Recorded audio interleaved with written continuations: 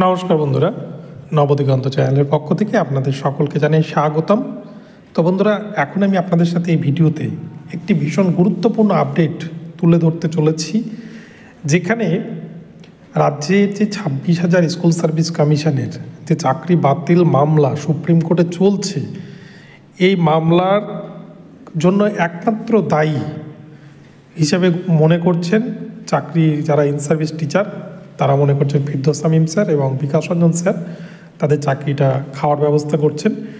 তো এই বিষয় নিয়ে এবং সেগ্রিগেশন নিয়ে কি মন্তব্য করলেন বিশিষ্ট আইনজীবী ফিরদৌস শামীম স্যার? তিনি সুপ্রিম কোর্ট থেকে ফিরেছেন গতকালকেই, এবং সেখান থেকে ফিরে তিনি কি মন্তব্য করেছেন আমরা দেখব এই ভিডিওতে। তো চলুন আমরা মূল পর্বে ফিরে যাই। তবে তার আগে বলি, যারা প্রথমবার চ্যানেলটি দেখছেন আপনারা অবশ্যই চ্যানেলটিকে সাবস্ক্রাইব করে নেবেন। তো চলুন আমরা এবার ফিরদৌস শামীম স্যারের সেই মূল্যবান বক্তব্য শুনে নিই। না বিকাশবাবু, না আমি না রেকমেন্ডেশন লেটার ইস্যু করি, না অ্যাপয়েন্টমেন্ট দিই, না অ্যাপ্রুভাল দিই, না পার্থ বা মমতা বন্দ্যোপাধ্যায়ের মতো চাকরি বিক্রি করি যেভাবে পার্থ বা মমতা বন্দ্যোপাধ্যায়, না আমাদের আমরা কেউ মামলাকারী। আমরা কারা? আমরা হচ্ছে মামলাকারী পক্ষের আইনজীবী। আমি জানি না কে বলছে। আচ্ছা, টোটাল এই এসএসসির এই 4টে নিয়োগ প্রক্রিয়ায় অংশগ্রহণকারী পরীক্ষার্থীর সংখ্যা কত জানা আছে? 22 লক্ষ। কারা বলছে বলুন তো? এই 22 লক্ষের মধ্যে কারা বলছে? এক, যাদের চাকরি বাতিল হবেই, তারা জানে চাকরি বাতিল হবে।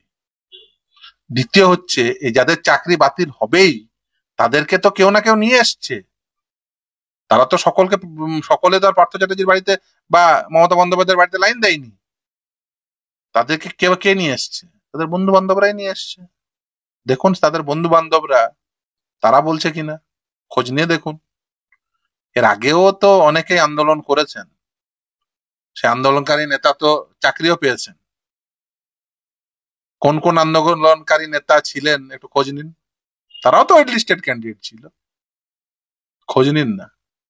সেই একই মুখ আবার পাচ্ছেন কিনা। এই সবই সময়ের বিষয়। আসলে এরা দেখবেন যে রাজ্য সরকার যাদের অকর্মণ্যতা এটা হলো, এদের রাজ্য সরকার নিয়ে কোনো বক্তব্য নেই, এসএসসি নিয়ে কোনো বক্তব্য নেই, বোর্ড নিয়ে কোনো বক্তব্য নেই।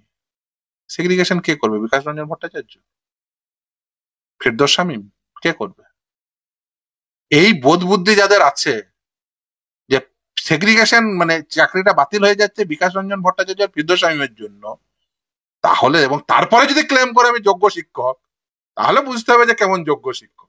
এই আইনি এই বোধ বুদ্ধি রয়েছে যে সেগ্রিগেশনের দায়িত্ব বিকাশ রঞ্জন ভট্টাচার্য এবং ফিরদৌস শামীমের উপর বর্তায়, এবং যারা মনে করেন যে বিকাশ রঞ্জন ভট্টাচার্য এবং ফিরদৌস শামীমের জন্য চাকরি বাতিল হয়ে যাচ্ছে এবং তারপরে যদি ক্লেম করেন যে তারা যোগ্য শিক্ষক, তাহলে বুঝতে হবে তারা কেমন ধরনের যোগ্য শিক্ষক। ফলে বোঝাই যাচ্ছে তারা কেমন ধরনের যোগ্য শিক্ষক আছেন।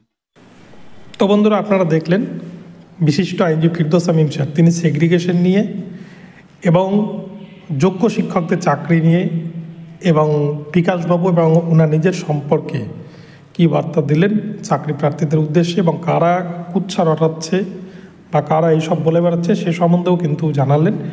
তো ভিডিওটি যদি আপনাদের ভালো লাগে, এই ধরনের আপডেট সবার আগে সর্বপ্রথমে পাওয়ার জন্য অবশ্যই চ্যানেলটিকে সাবস্ক্রাইব করে রাখবেন। তো ধন্যবাদ। পরবর্তী নতুন আপডেট নিয়ে আসবো। দেখা হচ্ছে পরবর্তী ভিডিওতে। নমস্কার।